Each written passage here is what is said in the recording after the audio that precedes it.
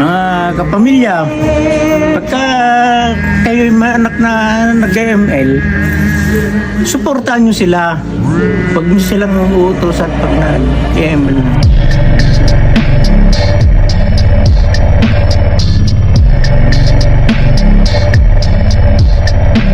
Dito guys, may apat na dumayo at napansin kong parang kinakabahan silang lumapit sa akin. At nang aking tawagin, doon na sila nagkaroon ng lakas ng loob. Kaya mo yan, Eka pa nung kasama niyang nakaputi. Sa wakas nakarap na din kita, magmamakawa ka sa akin mamaya. Sino ba lalaro sa inyo?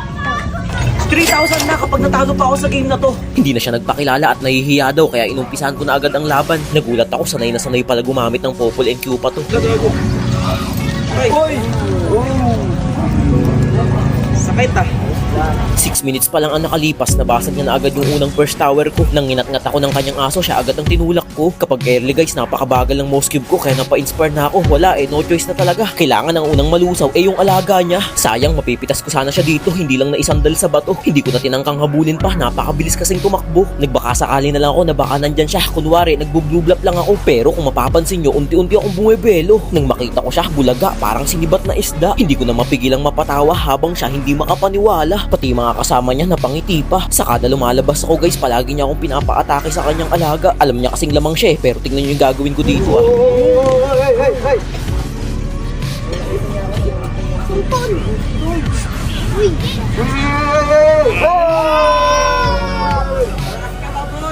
Sa puntong ito, naramdaman kong dadaan siya sa harapan ko.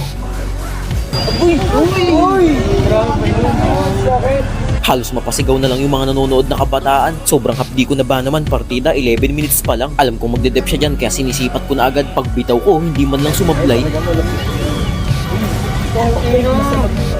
Pasensya na kung ganun yung mga naririnig ng salita. Hindi natin sila masisisi dahil sila lang naman ay namamangha. Medyo nabigla ako sa pagpasok ko sa kanya dito. Hindi ko muna kasi chinek yung item niya. Yun pala, nung pagpasok ko naka-winchalan na pala. Winchalan? Nag-grill na lang muna ako ng mga minions para ma-pressure siya sa pagde-def. Inaantay ko yung sinabi niya sa akin kanina nung una magmamakaawa daw sa kanya. Pero sa totoo lang talagang may galaw siya at marunong talaga. Subalit kilala nyo naman ako, wala pang nakakatalo na kahit sino.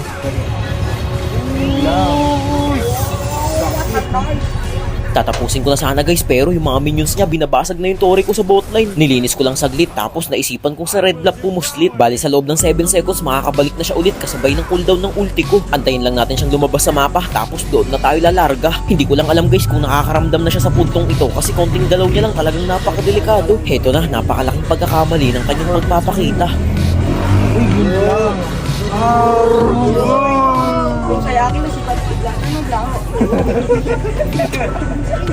Binaubaya ko na sa aking mga minions ang pagtapos. Hindi na rin siya aabot alanganin na rin sa oras ay kapos na kapos.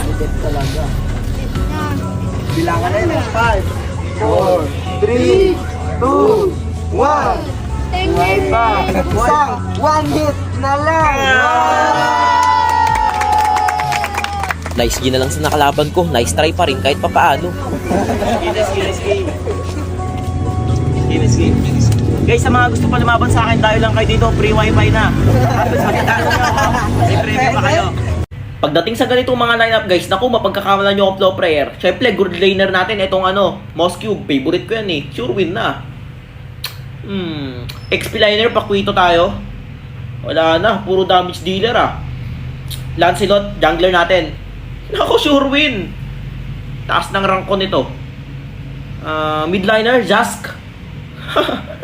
Puro OP yung mga napick ko Rumor natin, ito Basha.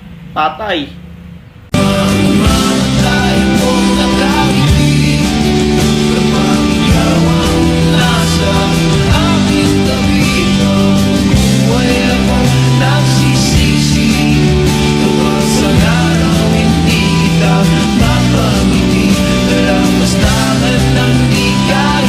Dito guys, nabigla ako sa sinabi nitong dumayo na to. Medyo uminit ang aking ulo. Boss, pasubok ko 1v1, puro may hina lang ng mga kalaban mo. Okay ka lang?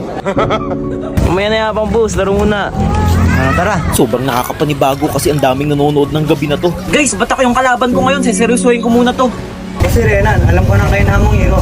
Okay. Alam na daw niya ang kahinaan kong hero pero ang ginamit niya ay si Leslie which is napakalakas sa Ellery. Yun nga lang naunahan ko siya kaya ang tanging niya lang magagawa ay umatras pero sa pagkapitas wala siyang ligtas. Na-counter niya ang hero ko guys pero ang galaw ko hindi. Buong laban namin makakaranas siya ng pighati. Kahit lamang siya ng buhay dito nakipagharapan pa rin ako pero syempre hindi mawawala sa akin ang tumakbo. Imbis na umuwi inuna ko pa rin magliporyo. Wala akong kamalay-malay may nakaabang na pala sa akin peligro. Kung mapapansin nyo dyan ang buhay ko na lang ay piso pero nabaliktad ko.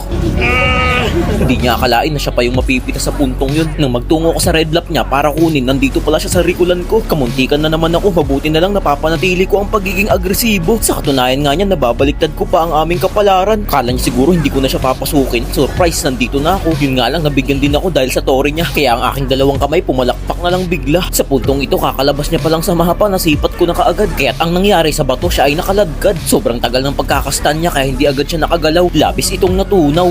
Kapag alam kong lamang na ako, nakukuha ko na lang tumayo ng tumayo. Kung nanaisin niya mang lumapit, parang kumain ng ampalaya sa sobrang pait ng sinapit. Napapatingin na lang ako sa kanya sa kada mapipitas ko siya. Sobrang kampante ko na rin kasi kala mo hindi napapalya. Subalit napakaganda ng ginawa niya sa akin dito. Pinapasok na ako sa loob ng base niya tsaka nag-prickle palayo. Sa paraang yun lumamang siya sa akin at bago pa ako makalapit sa kanya, naging burado na ako sa mapa. Ulti pala. Medyo nag-init ako sa nangyari sa akin yun kaya nung pagkabuhay ko bumawi agad ako sa kanya.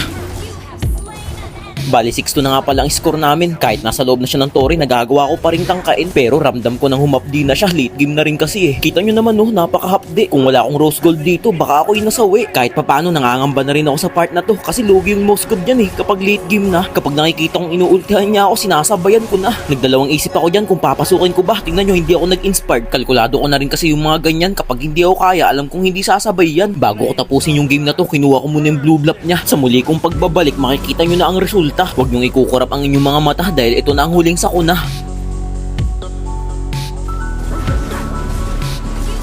Grabe, ilang sibat lang, wala na agad. Baka check yan. Hindi pa pala natatapos dyan guys kasi tignan nyo yung gagawin ng mga minions ko. Hindi marunong mag-tower lock. Napabuntong hininga pa kaming lahat. Kala namin kasi tapos na talaga. Bigla rin kasing naglabasan yung maraming minions niya. Yung kalaban ko tuloy nagkaroon pa ng malaking pag-asa. Ay, sadip niya pa. Pero ito na yun talaga, huwag kayong mabibilib ba. Huhulaan ko lang kung nasan siya, sana tumama.